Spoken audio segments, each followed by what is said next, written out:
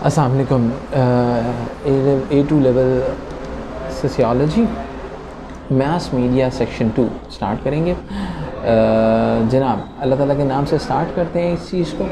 और आज हम जो बात करने वाले हैं, जो पिछली टॉपिक में जो लास्ट मीडिया का लेक्चर था, वो आपको आना चाहिए इस चीज़ के लिए। सही है, अगर आपको ये लेक्चर समझ में आता है तो ऑटोमेटिकली आपके लिए आज के लेक्चर को समझना बहुत आसान हो जाएगा।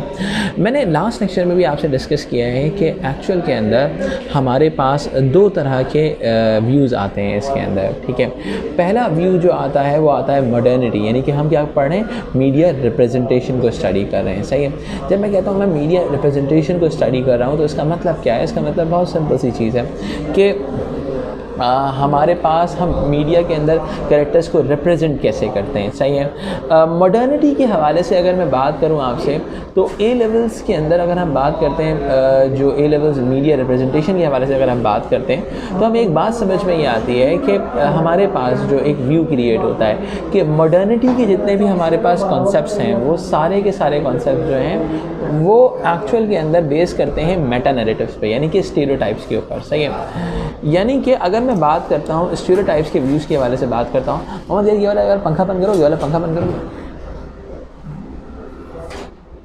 स्टीरियोटाइपिकल व्यूज़ के हवाले से अगर मैं बात करता हूँ आपसे तो इसका मतलब ये है कि हम बात क्या कर रहे हैं, हम बात कर रहे हैं कि सोसाइटी के अंदर जितने भी मॉडर्निटी के रिलेटेड पर्सपेक्टिव्स हैं वो सारे के किस चीज़ के हैं बेटा, वो सारे स्टीरियोटाइपिकल हैं। सही है, अगर मैं स्टीरियोटाइपिकल की बात करता हूँ तो इसका मतलब यह है कि कोई ना कोई एक अजम्पशन है जिसकी बेसिस के ऊपर ये चीज़ें डेवलप हो रही हैं। ठीक है,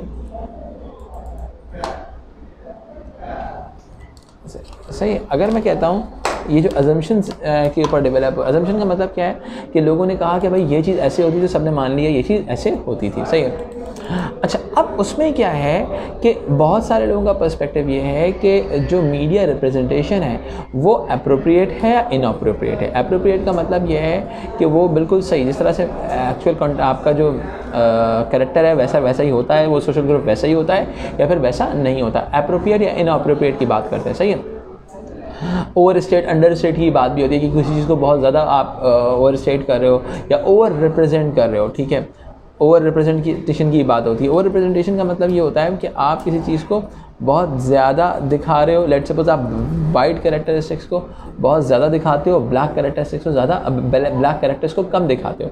तो उसमें भी ये बात आती है कि आपके पास जो वो है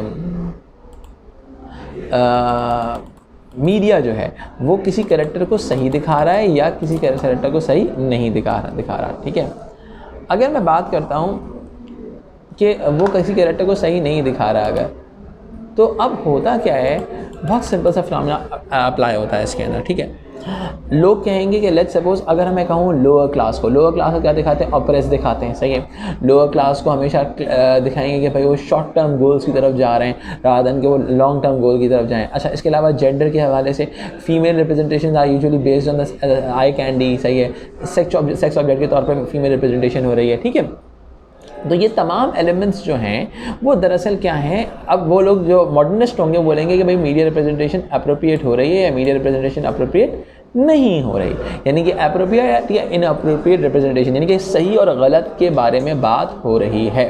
यानी कि सही और गलत का मतलब क्या है कि यार मीडिया ने ये चीज़ रिप्रेजेंट सही की और ये चीज़ रिप्रेजेंट गलत की। ठीक है, अब क्या होता है अगर हम बात करते हैं इसके हवाले से, तो एक चीज़ जो समझ में आती है हमें वो ये आती है कि हम जब पर्सपेक्टिव्स की बात करते हैं। सही है, अब मॉडर्निस्ट के अंदर क्या है, स्टीरियोटाइप्स हैं कि भाई ये चीज़ ऐसे होगी या ये चीज़ ऐसे नहीं होगी। ठीक है, जबकि पोस्ट मॉडर्निटी कहती है कि जो भी रिप्रेजेंटेशन है वो दुनिया में किसी ना किसी लेवल पर सही होगी, दैट्स वाई उसको रिप्रेजेंट किया जा रहा है, उसको वैसे दिखाया जा रहा है। ठीक है, यानी कि अब क्या होता है जब हम इसको इस तरीके से बात करते हैं ना कि भाई वो किसी ना किसी लेवल पर एग्जिस्ट करती होगी चीज़ तभी उसको दिखाया जा रहा है। ठीक है, इसका मतलब ये है कि पोस्ट मॉडर्निटी कहता है there is no one truth, there is no one right और there is nothing right, nothing wrong, यानी कोई भी चीज़ सही या कोई भी चीज़ गलत नहीं है।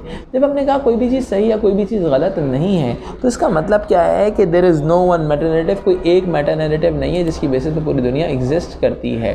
There are multiple form of narrative. सही है, यानी कि there are multiple form of truth, सही है। It's all about you to opt your truth, यानी कि अब क्या होता है कि it's all about your own version, यानी कि आप अपनी वर्जन के हिसाब, अपनी चीज़ों के हिसाब से अपना वर्जन क्रिएट करते हैं, ठीक है।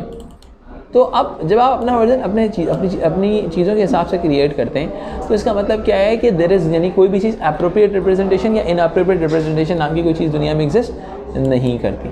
जब मैंने कहा कोई भी चीज़ एप्रोप्रिएट या इनअप्रोप्रिएट नाम की कोई चीज़ एग्जिस्ट नहीं करती, तो इसका मतलब क्या है? इसका मतलब बहुत सिंपल सा है।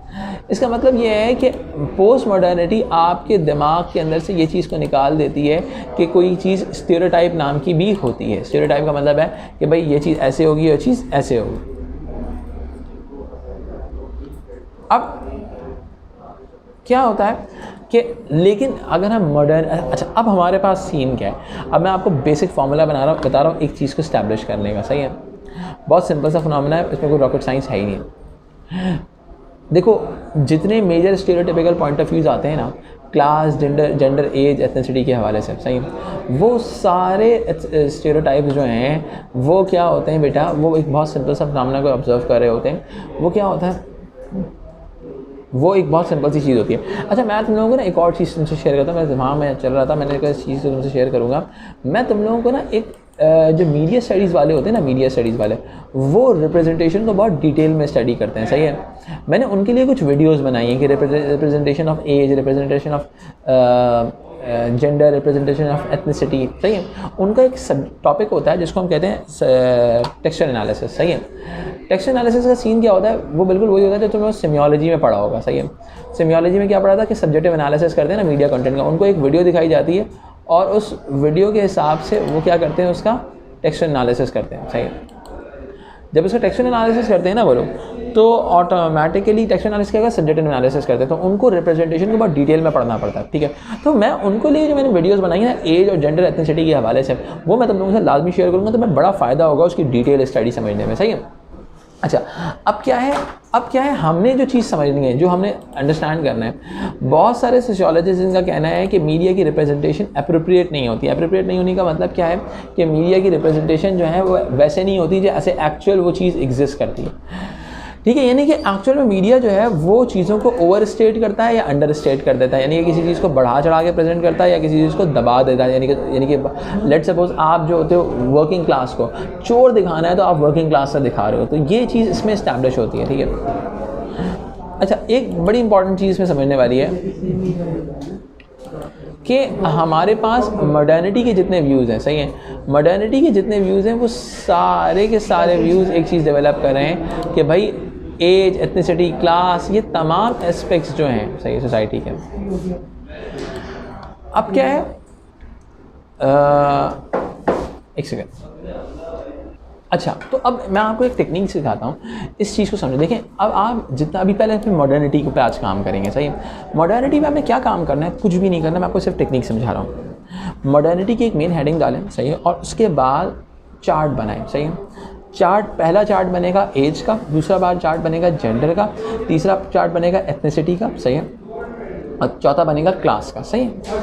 यानी कि we are going to understand this thing कि भाई के क्लास रिप्रेजेंटेशन कैसे हो रही है, जेंडर रिप्रेजेंटेशन कैसे हो रही है, एज रिप्रेजेंटेशन कैसे हो रही है, अप्रोप्रिएट हो रही है, इनअप्रोप्रिएट हो रही है, ठीक है। अब मैं आपको बताता हूँ, सही।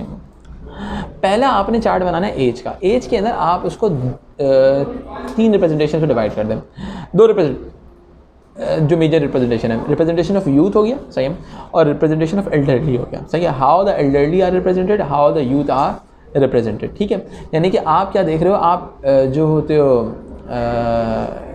एल्डरली को कैसे रिप्रेजेंट किया जा रहा है और यूथ को कैसे रिप्रेजेंट किया जा रहा है। आप 2 चार्ट में 2 कॉलम्स बना रहे हैं, सही है। अब आपने क्या करना है, आपने उनके आगे आगे लिख देना है कि भाई एज के अंदर ये, भाई लेट सपोज आप एल्डरली को वाइज दिखाते हो या एल्डरली को डल दिखाते हो, या फिर आप दूसरी तरफ यूथ को जो है आप क्राइम का कॉज ऑफ क्राइम बताते हो उनको, या फिर आप जो भी चीज़ यूथ के हवाले से रखते हो वो चीज़ जो हो गई, सही है।